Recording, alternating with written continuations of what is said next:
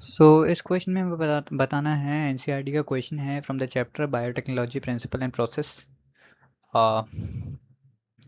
तो इस क्वेश्चन में हमसे पूछा है कि 10 रिकॉम्बिनेंट प्रोटीन्स के हमें यहाँ नाम बताने हैं, और ये भी बताना है साथ साथ उनकी मेडिकल प्रैक्टिस कि वो उनका थेरापेटिक यूज़ क्या होता है ना, और कहाँ वो यूज़ में लिए जाते हैं।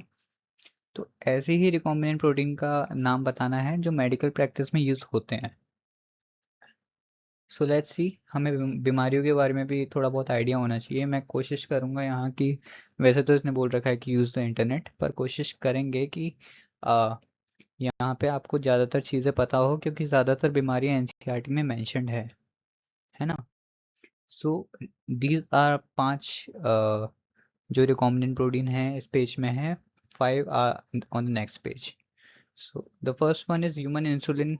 इसका आपको पता होगा, ये रिकॉम्बिनेंट प्रोटीन जो है वो डायबिटीज़ मेलाइटस की ट्रीटमेंट के लिए है। सो इसका थेरेपेटिक यूज़ हो गया ट्रीटमेंट ऑफ डायबिटीज़ मेलाइटस, है ना। ये कब होती है? जब हमारा पैंक्रियास सही अमाउंट में इंसुलिन सिक्रेट नहीं करता है, हमें बाहर से इंसुलिन लेना पड़ता है। और ह्यूमन ग्रोथ हार्मोन, ये भी एक रिकॉम्बिनेंट प्रोटीन होता है जो कि ग्रोथ हार्मोन की डिफिशियंसी को ट्रीट करता है। मतलब ग्रोथ हार्मोन सही अमाउंट में रिलीज नहीं होगा तो बाहर से हमें ह्यूमन ग्रोथ हार्मोन लेना पड़ेगा। तो ये इसका थेरेपेटिक यूज़ हो गया ग्रोथ डिसऑर्डर को ट्रीट करना। एराथ्रोपोइटिन एक हार्मोन होता है जिसकी डिफिशियंसी से अनीमिया हो जाता है। तो इस रिकॉम्बिनेंट प्रोटीन का थेरेपेटिक यूज़ हो गया अनीमिया। और एराथ्रोपोइटिन जो होता है वो किडनी रिलीज़ करती है, आपने पढ़ा भी होगा एनसीईआरटी में। किडनी जो होती है वो एक ऑर्गेनाइज्ड ग्लैंड नहीं है, पर फिर भी वो एक हार्मोन एराथ्रोपोइटिन सिक्रेट करता है। और एराथ्रोपोइटिन ब्लड सेल्स के फॉर्मेशन में मदद करता है ना। अगर ये सीक्रेट नहीं होगा तो ब्लड सेल्स नहीं बनेंगे उतनी अमाउंट में। सो उससे हो जाएगा अनीमिया। सो अनीमिया को ट्रीट करेगा इंटरफेरॉन अल्फ़ा। ये ह्यूमन हेल्थ एंड डिजीज में आपने पढ़ा है कि वायरल इन्फेक्शन और कैंसर को सही करता है ना। इंटरफेरॉन बीटा ये एनसीईआरटी में नहीं है, पर ये ट्रीटमेंट करता है मल्टीपल स्क्लेरोसिस को। ये एक तरह का ऑटो इम्यून डिसऑर्डर होता है, मल्टीपल स्क्लेरोसिस। सो 5 ये रिकॉम्बिनेंट प्रोटीन हो गए। नेक्स्ट 5 हम देखते हैं। सो ए होता है हीमोफीलिया, आपने पढ़ा होगा हीमोफीलिया ए और हीमोफीलिया बी होता है एक। हीमोफीलिया ए, हीमोफीलिया एक तरह का सेक्स लिंक डिसऑर्डर है, ये आपने इनहेरिटेंस वाले चैप्टर में पढ़ा है। कोगुलेशन फैक्टर 8, इसकी डिफिशियंसी हो जाती है तो हीमोफीलिया ए हो जाता है। कोगुलेशन फैक्टर 9, इसकी डिफिशियंसी हो जाती है तो हीमोफीलिया बी हो जाता है। तो इनके थेरेपेटिक यूज़ भी यही होगा कि किसकी ट्रीटमेंट होती है।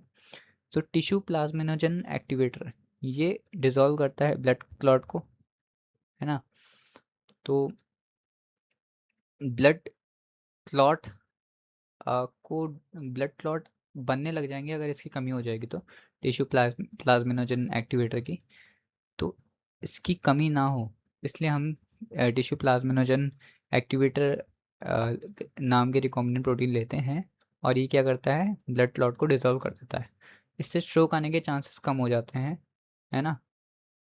अ, मतलब इसको लेने के बाद स्ट्रोक के चांसेस कम हो जाते हैं, क्योंकि ब्लड क्लॉट जब हो जाता है तो उससे स्ट्रोक के चांसेस बढ़ जाते हैं। तो जब ये डिसॉल्व होगा ब्लड क्लॉट तो स्ट्रोक के चांसेस कम हो जाएंगे।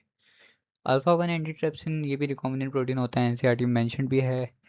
Augmentation therapy for several alpha 1 antitrypsin deficiency. Augmentation मतलब किसी चीज़ का अमाउंट इंक्रीज करना। लाइक अल्फा 1 एंटीट्रिप्सिन की डिफिशियंसी हो गई है तो उसका अमाउंट इंक्रीज करना है ऑगमेंटेशन थेरेपी, राइट। सो अब बच्चा एल एस्पार्जिनेज, ये नहीं है एनसीईआरटी में, ये पर ये एक्यूट लिम्फोब्लास्टिक ल्यूकेमिया को ट्रीट करता है, which is a type of blood cancer, है ना। तो यही था इस क्वेश्चन में। 10 हमें बताने थे, इसमें से आप अगर 7-8 भी आपको याद रह जाते हैं बहुत हैं। सो इसी के साथ वीडियो भी ख़त्म हुई, मिलते हैं नेक्स्ट वीडियो में, तब तक के लिए bye bye, take care and all the best.